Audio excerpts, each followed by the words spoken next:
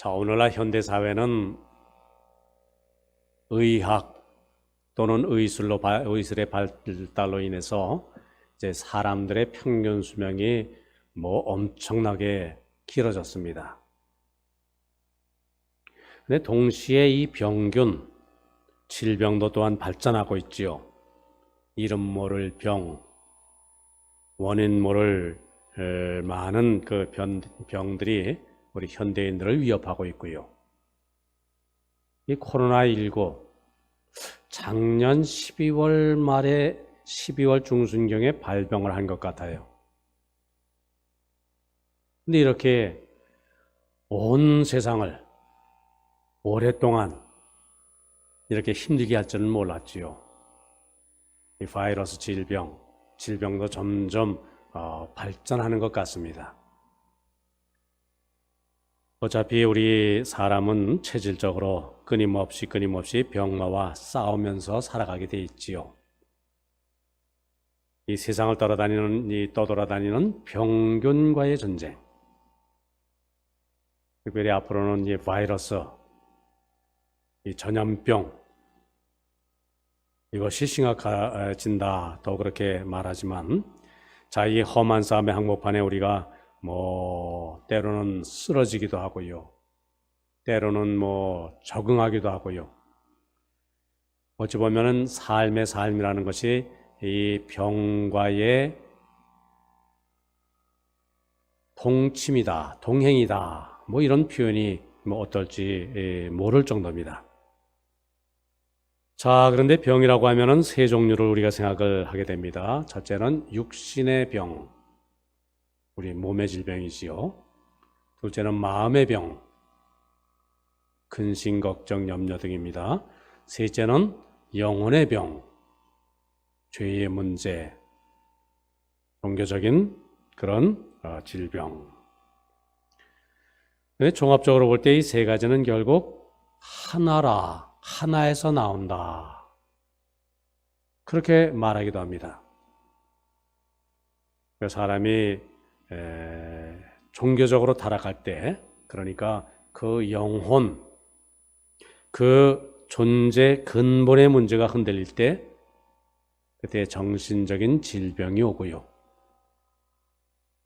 이 정신의 이상이 육체의 증상으로 그렇게 나오고요. 우리가 앓고 있는 병의 75%가 바로 이 정신적인 원인 때문이라 하는 그런 임상 보고도 있습니다. 단지 병뿐만이 아닙니다. 부부싸움을 좀 아주 심각하게 그렇게 하고 이제 집에서 나오면은 절대 운전을 하지 말라는 거지요. 왜 그렇습니까? 마음이 흥분한 상태로 운전을 하면은 사고 날 확률이 높다는 겁니다. 기분 나쁜 일 있을 때, 그리고 누구를 만나면은 그 인간관계는 어김없이 나쁜 결과를 초래할 수밖에 없다. 그러니까 아주 기분 나쁜 어떤 스트레스나 어떤 일이나 어떤 사람을 만나고 나서는 곧바로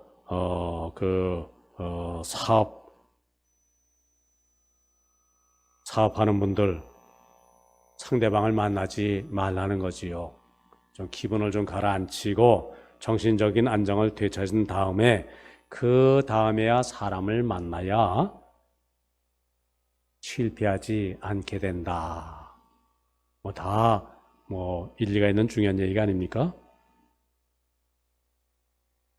이렇게 우리는 눈에 보이는 것만 병인 줄 알지만은 사실 남 모르게 앓고 있는 그런 질병을 앓는 사람들이 참 많죠. 종교적인 차원에서 보면은 현대인들 얼마나 많은 질병에 시달리고 있는지 모르고요.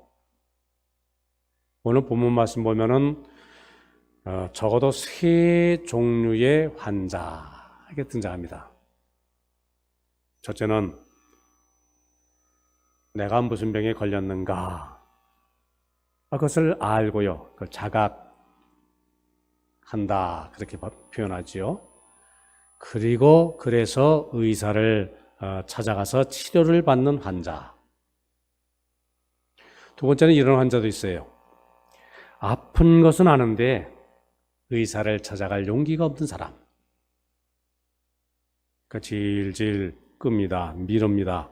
아파도 해결을 보려고 하지 않습니다. 그러니까 병만 더 키우고 나중에는 정말 치료하기 어려운 질병으로 그렇게 점점 커지기도 하지요. 세 번째는 어떤 환자가 있을까요? 자기가 환자인지도 모르는 사람. 아픈 것조차도 모르는 환자. 하루하루 이렇게 죽어가고 있지만은 정녕 자기 자신은 내가 얼마나 무서운 병에 걸려 있는가 이것을 모릅니다. 오히려 자신은 건강하다고 생각합니다. 오늘 본문의 등장인물들이 그렇습니다. 말씀 보면은 레위라는 사람이 등장하지요. 이 사람은 자기가 병든 사람이라 이것을 압니다. 의사를 필요로 합니다. 의사를 만납니다. 의사가 필요함을 저실히 깨닫고요. 그래서 예수님을 만나서 예수님으로부터 영혼의 치유함을 받습니다. 그런가 하면 어정쩡한 사람들. 저들은 예수님 앞에 나오지를 못해요. 그렇다고 예수님을 부인하지도 않습니다. 자신이 환자인 줄을 알지만 선뜻 예수님 앞에 나와서 치료를 받을 용기를 내지 못하는 사람. 요한벌은 누굴까요? 바리새인들. 그들은 자신들이 병들었다고 하는 그 사실을 몰라요. 그래서 어떻게? 세리 예수님 손가락질합니다. 비난합니다. 어찌도 저리 천한 사람들과 사귀는가? 어찌 죄인들과 함께 어울려서 식사하는가? 비난합니다. 바리새인 본인도 환자인데요. 그런데 종교적인 자만심에 빠져서 영적 교만이 그 심령에 가득 차 있어서 그래서 자기 자신이 죄인 줄도 모르고 오히려 예수님을 비난을 하는 것이지요. 예수님이 이 세상에 오셔서 복음을 전하셨는데요. 복음을 전하면서 많은 여러 일을 하셨는데요. 우리 성경에 나와 있는 예수님의 이미지, 예수님이 어떤 분인가 우리가 이렇게 찾아볼 수 있는데 그 중에 하나가 바로 의사로서의 예수님이지요. 우리의 병을 고쳐주시는 예수님, 질병을 치유해주시는 예수님. 병자들이 주님 앞에 나올 때 그들을 어루만져 주시고 불쌍히 여기시고 고쳐주시고 이렇게 치유하시는 예수님. 오늘 본문도 그 예수님, 우리에게 그 예수님을 소개하고 있습니다. 의사는 언제나 환자를 볼 때 환자의 그 병의 상태를 진단합니다. 그리고 알맞은 적당한 처방을 합니다.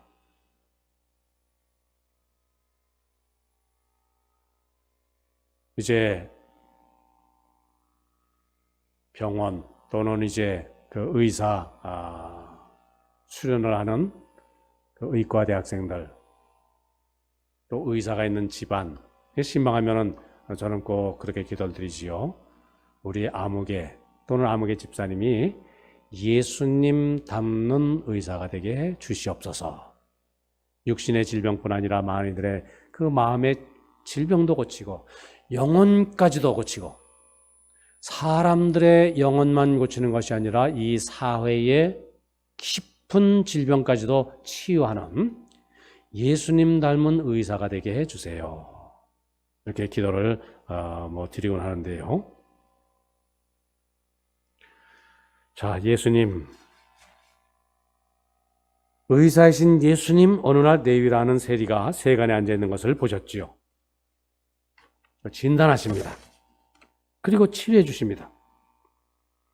예수님 당시 이스라엘은 로마 식민지였습니다. 왜 강대국이 약소한 민족을 식민지로 삼죠? 착취하기 위해서, 경제적으로 빼앗아가기 위해서.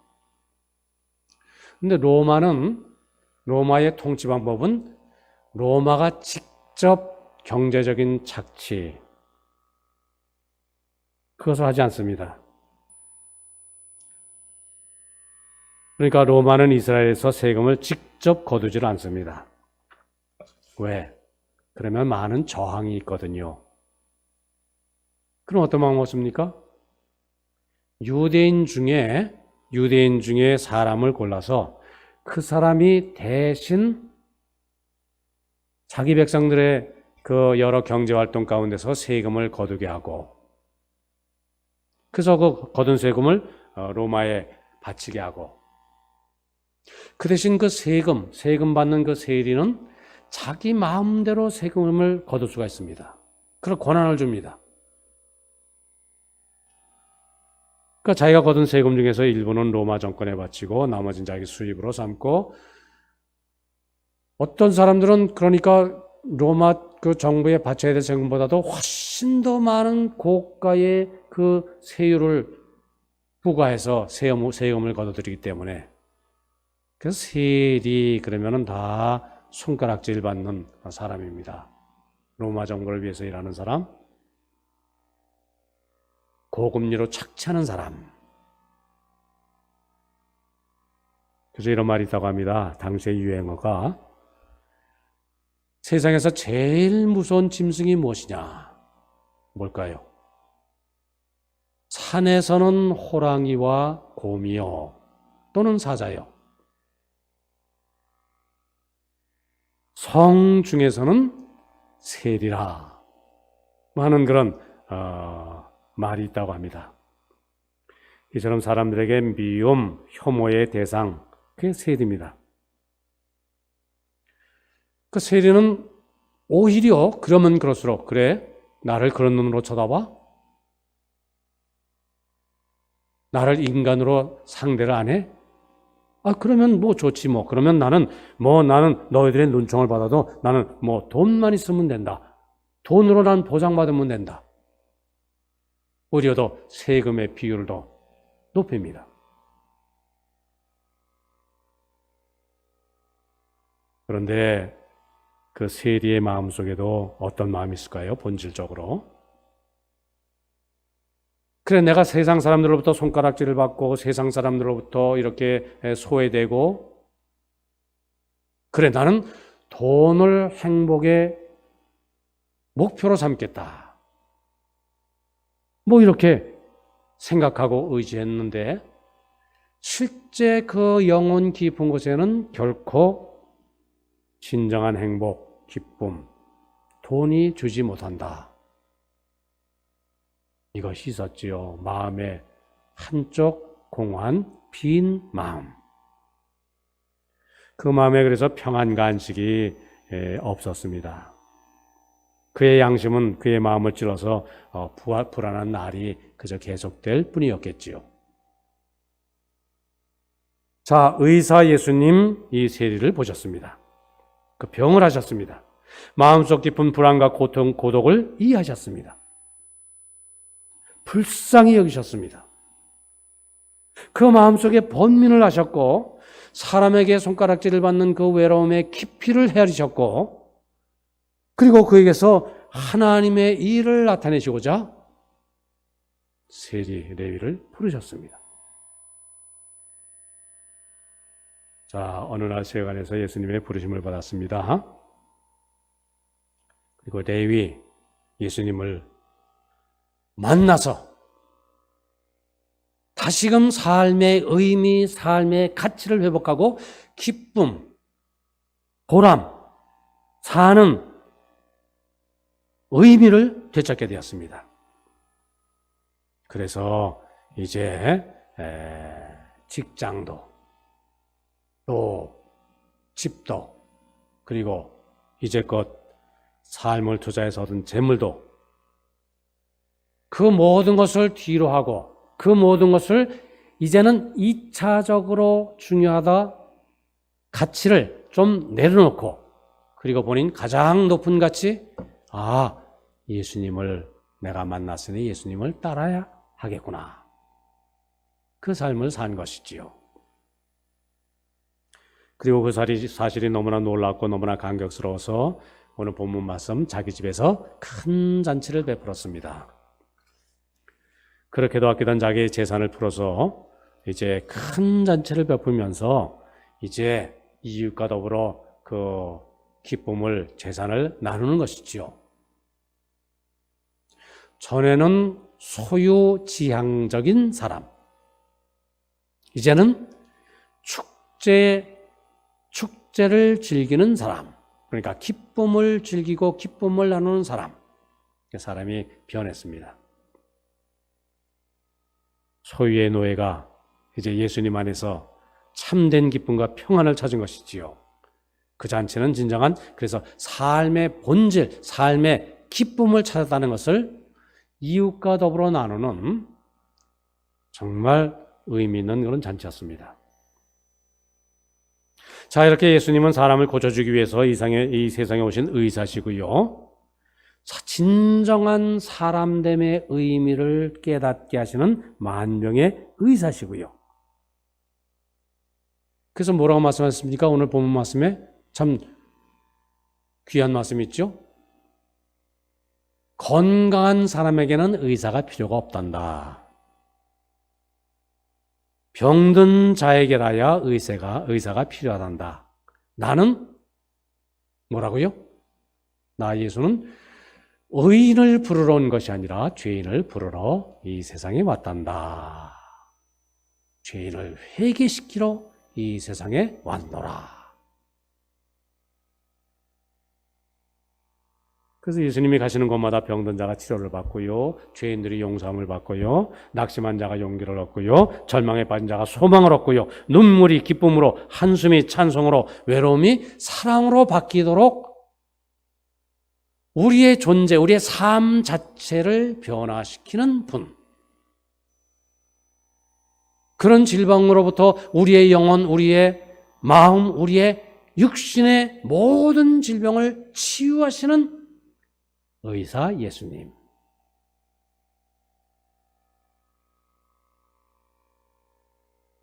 그 예수님 우리가 오늘 본문에서 만나게 되고요. 또 그 예수님을 내가 만나고 우리 가정이 만나고, 그래서 죄인의 친구 예수님, 나의 친구, 우리 가정의 주관자 예수님으로 우리가 마땅히 모셔드려야 할 줄 믿습니다. 자, 세리를 불러서 그 영혼의 고독을 치유하시고 새 사람으로 고쳐주신 예수님, 그 예수님의 치료 방법이 무엇이었을까요? 마이신이었습니까? 타이레놀입니까? 뭘까요? 사랑이었죠, 바로. 사랑의 마음, 예수님의 그 뜨거운 사랑의 마음이 죄인의 친구가 되기를 기뻐하셨고, 그 사랑의 묘약으로 이 땅의 모든 사람의 질병을 고쳐주신 것이지요. 아마 세상에서 가장 귀한 것이 있다고 한다면 그것은 사랑일 겁니다. 그러니까 우리가 뭐라고 말합니까? 사람은 밥을 먹고 사는 존재가 아니라 무엇을? 사랑을 먹고 사는 존재다. 사랑이 없는 음식을 먹으면 소화가 잘 안 됩니다. 또 사람은 옷을 입고 사는 존재가 아니라 사랑을 입고 사는 존재입니다. 사랑이 없는 옷은요, 입어도 불편합니다. 그러나 사랑하는 사람이 사준 옷은요, 몸은 그 옷이 몸에 좀 안 맞을 수도 있지만은 마음은 편합니다.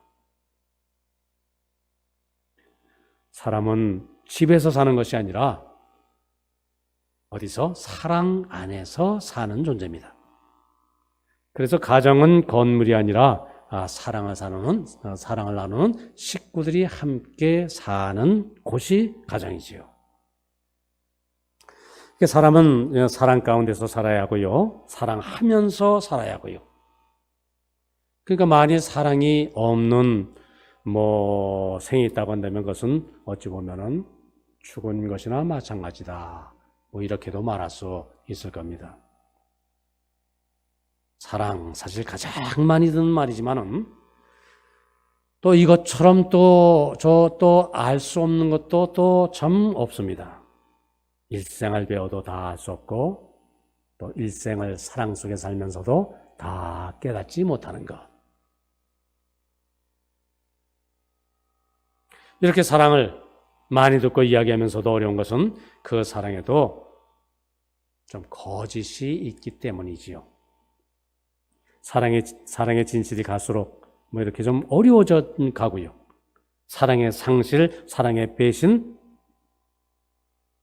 그것으로 괴로워하는 이들이 많고요. 사랑을 주는 자와 사랑을 받는 자 사이에 진실만이 존재해야지 거기에 거짓이 끼어든다고 한다면은 그것 미움만도 못하다. 여러분들은 그런 말을 합니다. 그러니까 예수님은 하나님의 사랑의 계시자로 이 땅에 오셨지요. 예수님은 하나님이시면서 인간이 되셨어요. 영원하신 분이면서 유한한 인간의 몸을 입으셨습니다. 하늘에 계신 분인데 이 땅에 발을 딛고 사는 유한한 존재가 되시기를 기뻐하셨습니다. 의인이면서 죄인의 모습을 입으셨고요. 그래서 예수님이 사람이 되심으로 말미암아 하나님 되심을 버리셨어야만 했습니다. 죄인과 같은 모습이 되심으로 말미암아 의인 되심을 내려놓으셨어야만 했습니다. 죄인들의 친구가 되심으로 말미암아 그 도도한 사람들, 그들과 원수가 되셨습니다. 그럼 뭐라고 말씀하셨다고요? 나는 의인을 부르러 온 것이 아니라 죄인을 부르러 왔노라. 무슨 말씀입니까? 나는 죄인의 친구라는 것이지요. 죄인 편을 드신 것이지요. 그 예수님이 죄인인 오늘 우리의 편이 되신 줄 믿습니다. 자, 우리 주님 예수님은 죄인을 부르러 오셨습니다. 영혼의 병든 이를 영혼이 병든 분들을 고치는 의사로 이 세상에 오셨고요. 죄인을 의인되게 하기 위해서 의인이 죄인의 모습을 입으신 그 기쁘신 뜻을 우리는 깨달아야 합니다. 우리는 귀한 사랑을 받은 존재들입니다. 죄인의 친구로 오신 예수님, 그 진실된 사랑, 우리가 깊이 날마다 되새기고요. 사실 예배의 본질은 그 예수님의 그 사랑을 날마다 예배 시간을 통해서 다시금 되새김질하는 겁니다. 소가 여물을 먹고 계속 어느 곳에 있든지 그걸 되새김질하지 않습니까? 예배가 그것이지요. 나를 향하신 예수님의 사랑. 그러니까 설교의 본질, 항상 매번 똑같은 말씀 뭐죠? 우리를 향한 예수님의 사랑. 그것을 되새기면서 자꾸 그것을 우리가 되돌아보면서 그것을 우리가 기억하면서 주님의 사랑을 더욱더 깊이 그 세계를 헤아리며 사는, 그리고 주님의 그 크신 사랑의 그 세계 안에 거하는 그 기쁨을 누리며 노래하며 찬양하는 우리 모두가 되어야 할 줄 믿습니다.